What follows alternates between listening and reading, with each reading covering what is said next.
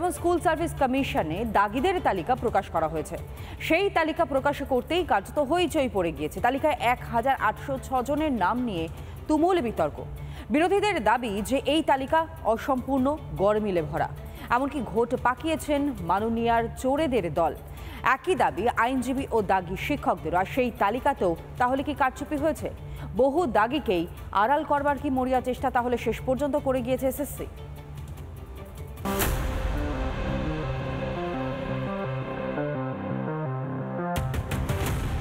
দীর্ঘ টালবাহানার পর তালিকা প্রকাশ করলো এসএসসি, আর তাতে উঠছে কারচুপির অভিযোগ।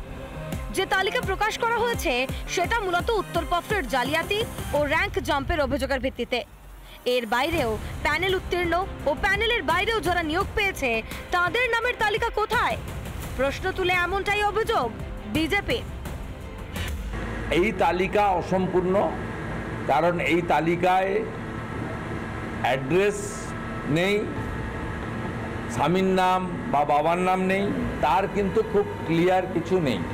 এর মধ্যেও জাগলারি আছে, সরকারের অস্বচ্ছতা প্রমাণ আছে। কোন প্রক্রিয়ায় হয়েছে চাকরি চুরি? তালিকায় বাকি দাগিদের নাম কোথায়? উত্তরপত্রে কারচুপি, র্যাঙ্ক অদল বদল, সাদা খাতায় চাকরি, প্যানেল সময়সীমা পূরণের পর নিয়োগ, প্যানেলের বাইরে থেকে নিয়োগ। প্রকাশিত তালিকা অনুযায়ী সংখ্যাটা মোটে 1806। প্রকাশিত তালিকাতেও বিস্তর কারচুপি। যে তালিকা দেওয়া হলো সেই তালিকা অসম্পূর্ণ তালিকা, সম্পূর্ণ তালিকা দেওয়া হলো না।